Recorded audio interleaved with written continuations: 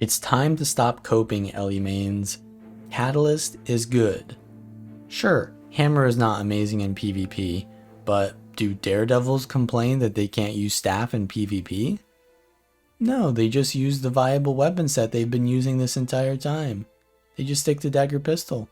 So, I mean, Catalyst allows Dagger Ellie playstyle now because the access to transmute auras gives it tons of cleanses, and you can make up for the focus with the stability because you don't have to worry about being stun locked.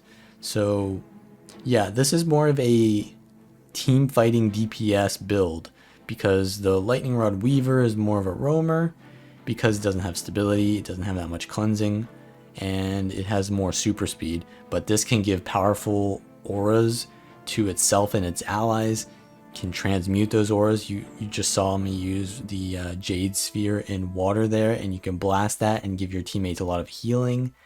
And just in general, the stability from all the auras that you're gaining gives you a lot of potential to stay in these large team fights and provide to your team, while also giving out tons of damage and CC to the enemies because this is a lightning rod build. So yeah, this is more of a team fighter DPS, as I've been mentioning, and we're going to be chasing kills and trying to just get momentum around the map because, I mean, it's sort of like a roamer role too, but you're going to be able to stay in team fights more, but not as mobile. But of course, the Dagger set kind of makes up for that because you have access to the Ride the Lightning, and that's pretty good. There's also some cool combos, like for example here I'm using the Air Jade Sphere, which gives you quickness, and then you can do your Fire Burst a lot faster in your CC because usually, you know, they get out of the CC before you can finish the combo. So there's a lot of cool stuff with the Catalyst. Also the Elemental Celerity Elite there allows you to do a double kind of air burst on them. So that's really not so fun to play against when you're just getting permanently air CC'd, but it is very powerful still. So we're going to come into, we've already got that kill, so we're going to come into this 2v1, try to get the kill on their Untamed here. I've got my Shocking Aura into my knockback, but I forgot that my Fire Attunement was on cooldown, so I wasted that. But my Elemental Celerity is coming off cooldown, so I can use that and just do the double burst here, get another CC on them, and finish them off.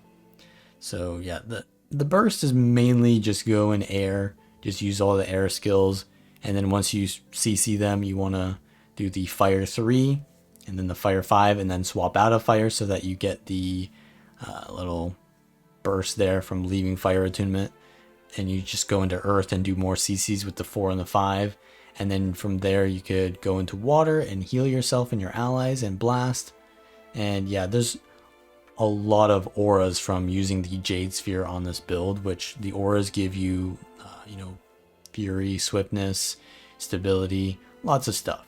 So it's really good for you to have that one trait where you get more energy on attunement swap, even though you have plenty of fury already, because the Jade auras just give so much utility to you, and it gives you more access to fields for you to blast and get more auras, which is giving you the buffs anyways.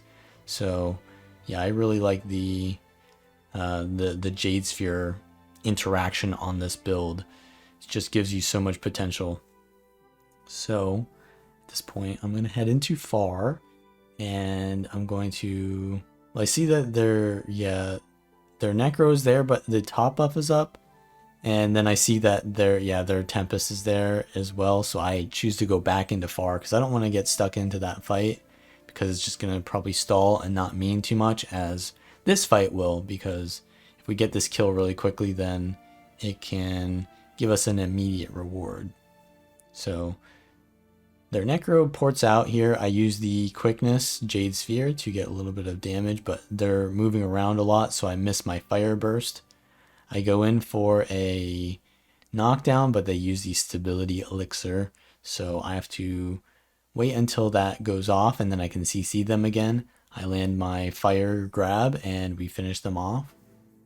So that's a good kill there, but Their Tempest is coming in, so I want to make sure that this down body doesn't get revived. And it looks like it's fine. I put down the Quickness Jade Sphere for my ally here, and their Mechanist is down here.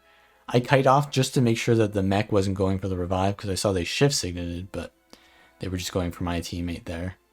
And now we're just trying to survive in this, and I'm getting a decent amount of stability, and normally I'd be getting stunned plenty by their Tempest, but because I have the stability, I'm able to even just cast skills here. So we're trying to take this 2v2 against a Tempest and a Mechanist, which is really tanky, and we've got like, I mean, both of these Tempests are not really support, they're kind of like bruiser Tempests. Weird timeline we live in right now. But yeah, this is kind of like a really tanky 2v2 we're in against, and now their Necro is back as well, so our Tempest just overcommits and dies. So I have to leave, but I do want to keep them here because we're getting the rest of the map, and I'm giving myself, yeah, auras, and you have so much access to transmutes as well, like the water 4 and the air 3 will allow you to transmute those, which also gives your allies Condi Cleanse. And yeah, here I'm just being chased by a lot of Condis from the Harbinger, but I'm still able to remove them with all of the auras I'm gaining. A little bit dangerous here, but I'm able to knock them back. They stun break out of my burst though, so I have to be careful. I do reflect a lot of their damage here, and yeah, you can see the fire, swapping out of Fire Attunement there did quite a bit of damage as well. And yeah, all these auras and Condi Cleanse is really doing well for me. I mess up the Churning Earth combo there, but we're still going to be able to get this kill probably because, yeah, I'm getting a lot of stability. I'm able to heal myself to full again. Now we want to go for the air burst here, and I use the elemental celerity to double air burst them to get the kill here. So that was a nice kill. And at this point, I don't see, I mean, we have a 3 cap, so we're in a, well, we used to, but we're in a good spot now. And I know that their Necro is now respawning, and this is their node. So I don't want to go into mid because that looks very tanky, and we're maybe not winning that too well. So I know that the Necro is just going to go and decap their home node. So I stay at far. And now I'm playing like a duelist role. So this is not even like terrible as a duelist. Obviously it's not an optimal duelist, but the stability and cleansing and even protection access is still survivable enough to be able to play that role. So yeah, I'm just running around trying not to get destroyed while their Elixir of Ambition is up.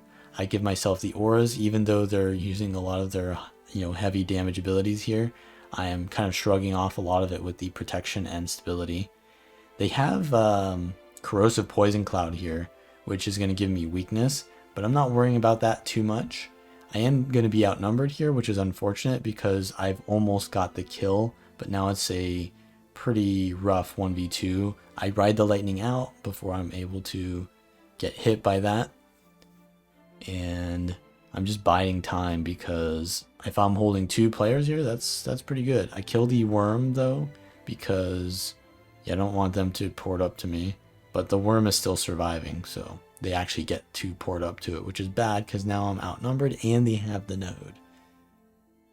And or there was 2 on me at least.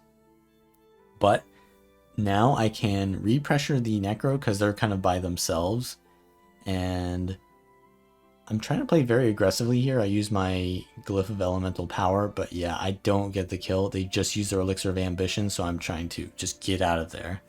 And yeah, after they use that, I can't really trade with them because they'll just instantly die. So I back off. I go into mid though, and here we can actually get something done with our team. This is kind of where I want to be in the first place. I give out the Quickness Jade Sphere to my team, and that's heavy presence for them in this team fight. I'm blasting the auras and transmuting them as well so they can cleanse my allies. And we're doing pretty well here, but one of my allies goes down, so I have to back off a little bit. Their Weaver is chasing me, but I should be fine. I can water Jade Sphere and blast it, and if I wanted to, I could blast it further, but I know that the top buff is up, So I'm going to play around that a little bit more. I motioned for the decap at home just to get them off of the buff here, but I'm going to go to contest it. Now their Tempest sees me. I have to get some stability here or I'm going to get knocked. And now their Weaver is here. So I'm going to just play very safely here. Make sure they don't get the buff, but then I'm going to try to get this kill. Now I see their, the Untamed is going down below. And I want to finish the kill off because it's something that I can get done while their Tempest is up. But the Tempest follows down, which is actually good for us because now the Tempest isn't supporting them up at top. So we're just cleansing these conditions. There's a lot of condies on me, but we're able to remove them. Go invulnerable here so I can avoid the Warhorn ability that was pulsing on me. And we're going to head into mid again. I get my Jade Sphere out and I'm going to try to blast it for more auras. Get the Water Sphere here as well just to resustain. And now I've got the Quickness out from the Jade Sphere. And I just auto attack and it does a decent amount of damage to get the kill on their Tempest with my ally there. And now we can just 2v1 this. I use the Earth Jade Sphere just for a little bit of protection to avoid any kind of counter pressure. Also the Earth field, I think that's poison, which can give out weakness, which is actually kind of good aggressively as well because they lose endurance over time. And now my teammate has left me, so I actually have to kite again. I go into air here and I'm going to give out the quickness, but yeah, I'm taking a little bit too much pressure to be able to play too aggressively there. But I do want to hold them here because my team is kind of stuck at top buff. I don't want them to rotate out, so I have to play more aggressively for the node to bait them to essentially stall them here longer. So I'm just giving myself more auras just for more cleanse and a decent burst there on their Weaver. And I'm going to use my Churning Earth, which lands, and now they're forced to go invulnerable, but I can't really chase them because I'm getting pressured by the Harbinger now. And I have to back off, cleanse myself, which is good. Now we're going to resustain and head back into mid and give protection to my team. But I have to be careful here because, there's a lot. They're retargeting me again. And I see that the bottom buff is actually coming up in 15 seconds. So I go there instead because potentially this could be, the deciding factor. But the match is very close to ending. So really all I need to do is stall it and we'll win eventually. So I do land a decent burst here on their Tempest with all of the procs and stuff. So you can see the burst is pretty heavy. And this is like a Stoneheart Tempest. So they're pretty tanky. Now, obviously they can counter pressure me, but I have a lot of sustain as well to take that counter pressure.